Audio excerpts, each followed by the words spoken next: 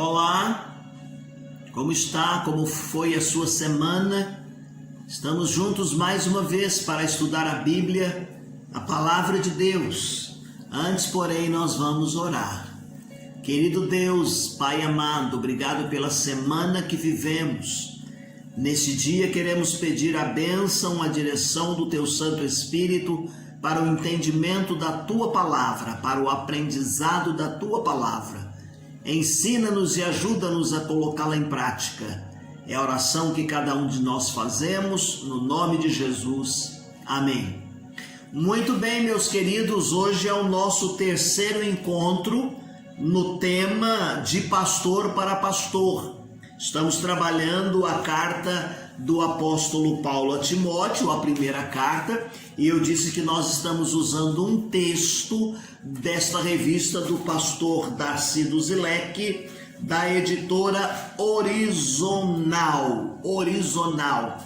E nós temos aprendido muito nos dois encontros anteriores. Hoje nós vamos fazer algumas colocações do que nós já vimos para que possamos entender a mensagem de 1 Timóteo para hoje. O nosso texto tem sido 1 Timóteo 3,15, para que no caso de eu tardar, saibais que se deve proceder na casa de Deus, a qual é a igreja do Deus vivo, coluna e esteio da verdade.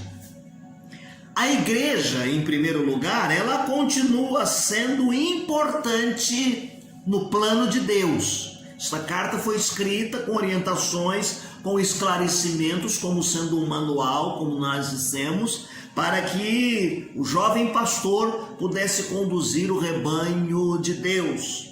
O Senhor Jesus Cristo, ainda quando estava entre os seus discípulos, ele fez uma promessa, chamou os discípulos para que abraçassem esse ideal, quando ele disse: edificarei a minha igreja e as portas do inferno não prevalecerão contra ela. Esse plano de Deus não mudou em nenhum momento. E o plano de Deus para a igreja é levar a boa nova do Evangelho, levar a mensagem a todas as gentes. Aliás, o apóstolo Paulo é aquele que vai chegar levando a pregação do Evangelho para os gentios, outras gentes, todas as gentes saindo do meio dos judeus, do judaísmo.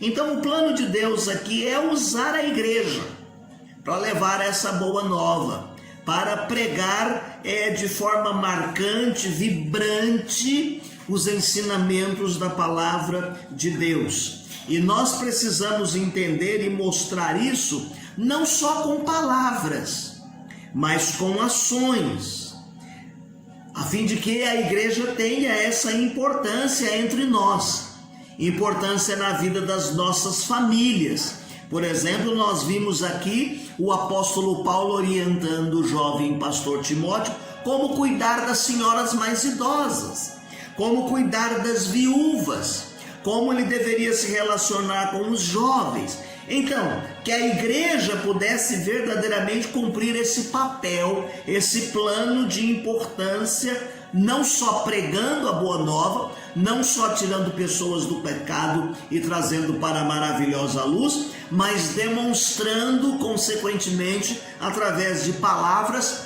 e ações, saindo da retórica e indo à prática, para que as pessoas pudessem ver o que o Evangelho faz na vida das pessoas. Que maravilha quando nós entendemos que a igreja é importante, ela tem um aspecto importante, ela é algo importante no plano, no coração de Deus. Aliás, um dos nomes a que se refere a igreja é que é a esposa de Jesus Cristo, a noiva. Então é aqui um nome, um rótulo muito bonito, maravilhoso a respeito da igreja. Em segundo lugar, nós estamos vendo que a mensagem de 1 Timóteo para hoje é que a igreja precisa ser organizada para atuar com eficácia na sociedade.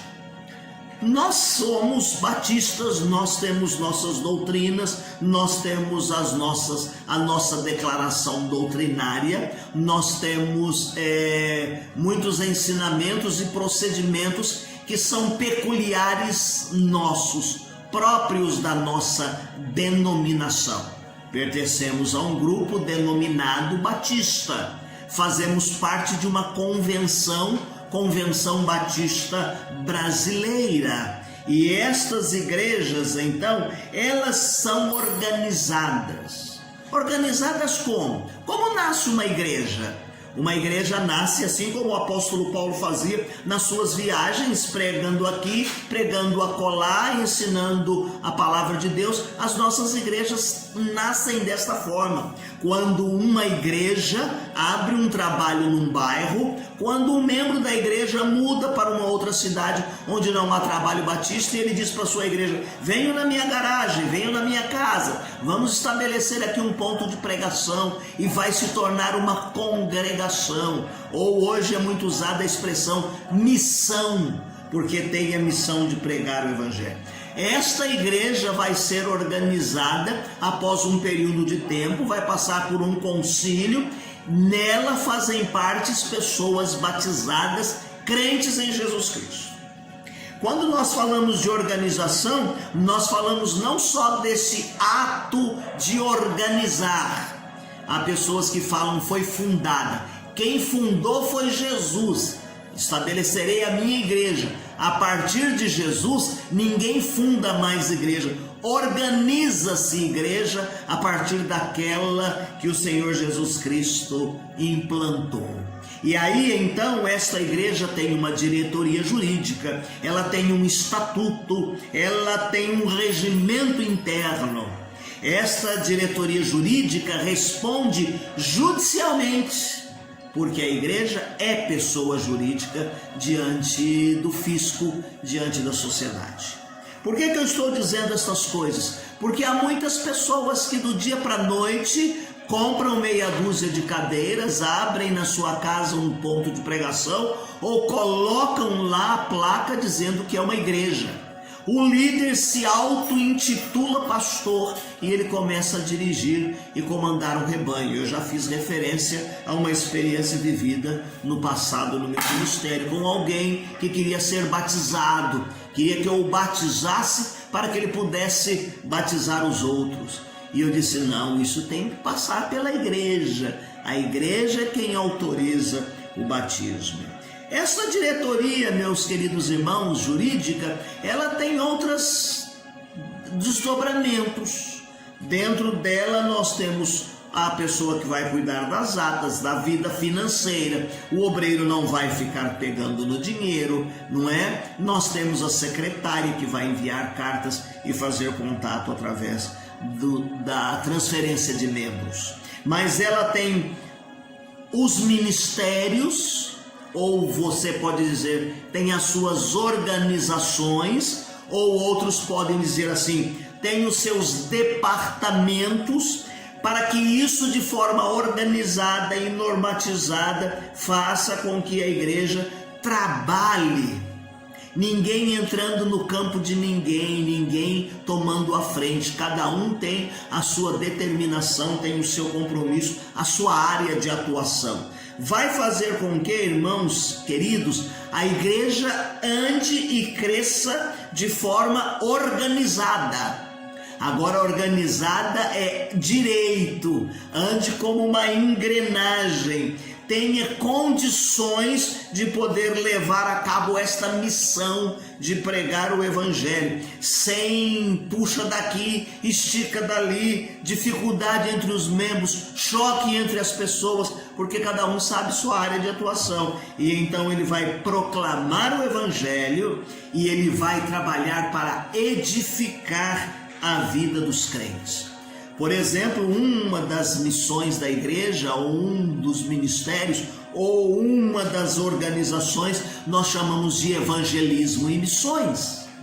E arde no coração do líder a evangelização, e arde no coração do líder falar sobre missões e trazer informações a respeito da obra missionária na cidade, no estado, no Brasil e no mundo.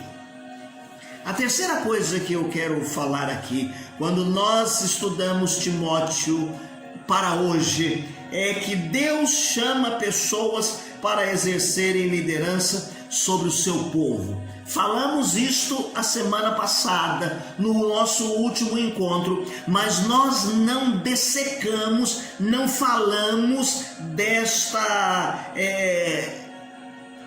qualificação que os líderes precisam ter. É um privilégio ser chamado para ter uma função de liderança na igreja, não é? Diz que quem está na liderança tem muito prestígio, ele atrai para si, as pessoas gostam, amam, oram por ele.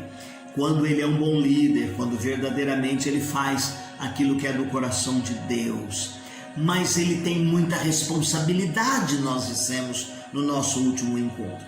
Então a Bíblia dá aqui algumas qualificações. Qualificações pessoais, qualificações familiares e qualificações na igreja. Citei o texto domingo passado, mas eu vou ler para cada um destas qualificações que nós temos.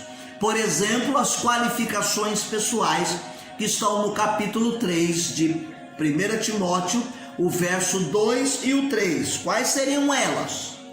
Convém que o bispo seja repreensível, marido de uma mulher, vigilante, sóbrio, honesto, hospitaleiro, apto para ensinar, não dado ao vinho, não enganador, não cobiçoso de torpe ganância, mas moderado, não contencioso, não avarento. Isso aqui está falando das questões pessoais, da pessoa em si. E qual seria aqui a qualificação do ponto de vista familiar?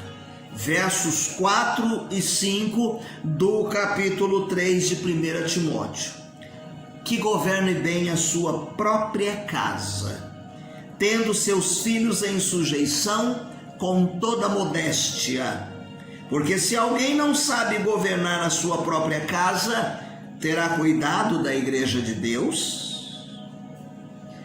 Ele fala também no verso de número 6 aqui, para não ser neófito, não ser crente novo convertido, não é? Mas isso aqui já vai entrar nas qualificações dele na igreja, diante da igreja, na vida da igreja. Então, quais seriam elas? Capítulo 3, verso 6 e verso de número 7. Não neófito, não crente novo convertido, para que, ensoberbecendo-se, não caia na condenação do diabo. Ele tornou-se líder e diz assim na gíria, ele cresce, né? Ele fica se achando. Então é preciso que ele já tenha um tempo como crente, como membro da igreja, já seja uma pessoa amadurecida. Verso de número 7, diante da igreja. Convém também que tenha bom testemunho dos que estão de fora, para que não caia em afronta, para que os de fora não fiquem apontando, não fiquem cobrando, não fiquem mostrando defeitos e a igreja passando vergonha.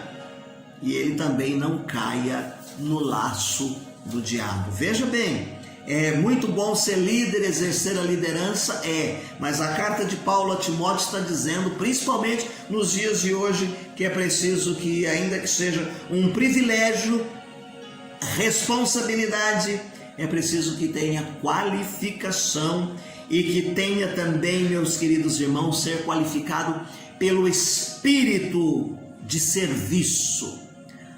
Deus concede ao homem, quando nasce, habilidades, muitas habilidades, mas quando ele crê em Jesus e aceita Jesus Cristo, o Espírito Santo confere-lhe dons. E a Bíblia diz que nós temos diferentes dons, que o Espírito Santo dá a cada um como quer.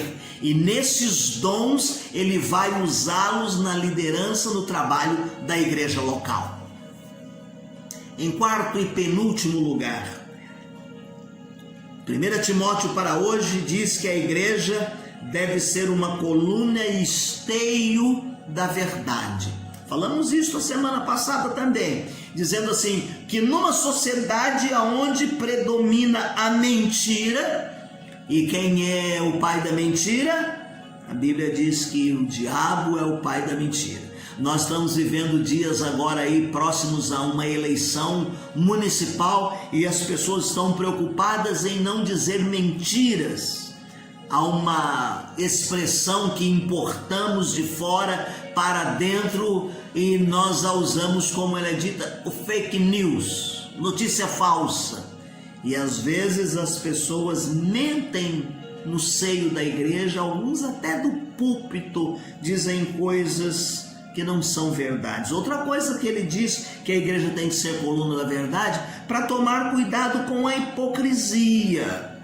A gente tem que primar com uma vida transparente, uma vida sincera. O apóstolo Paulo está falando isso, Timóteo, orientando Timóteo em todo momento para que predomine a verdade, mas para que também haja justiça. Primem pela verdade e pela justiça.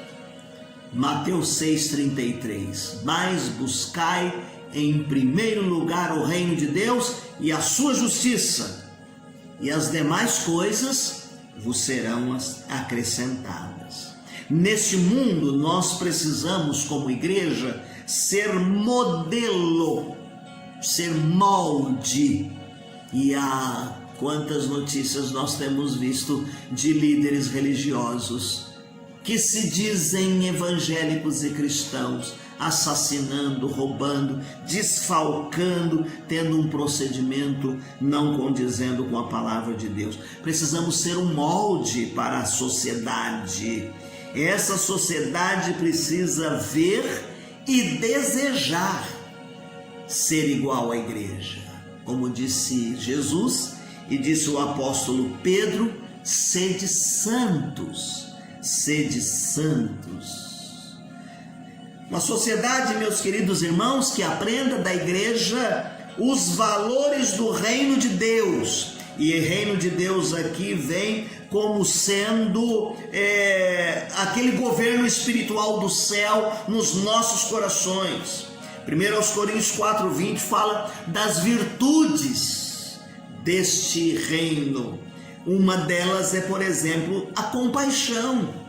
Nós amarmos, cuidarmos do próximo. A igreja tem essa preocupação em estender a mão ao necessitado. O apóstolo Paulo em alguns momentos fala até para que ofertas fossem levadas às igrejas organizadas no seu tempo, porque elas eram carentes. Uma das virtudes que diz aqui do reino de Deus é não fazer parte delas, da vida da igreja, roubadores, porque a Bíblia diz que roubadores não entram no reino de Deus, não entram no reino dos céus.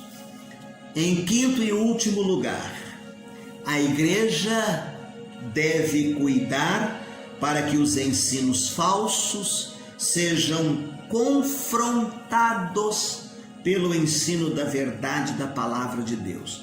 Ora, para que haja confrontação, para que estejam diante uma da outra, estabelecendo o que é o certo e o errado, é preciso que nós, como crentes, conheçamos a Bíblia.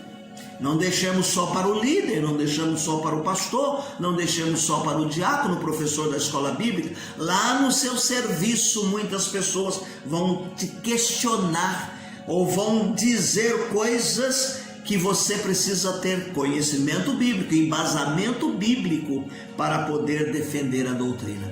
Paulo falou assim: Timóteo, você fica aqui e você trabalhe muito, porque mesmo no seio da igreja estão surgindo pessoas ensinando doutrinas falsas, doutrinas de genealogias, como aprendemos, coisas do Velho Testamento que eles ainda nem entendem ou não entendiam e querem trazer de volta e colocar no seio da igreja, quando a igreja está vivendo no tempo da graça, está vivendo no tempo em que Jesus Cristo veio, não para abolir a lei, mas para fazê-la cumprir.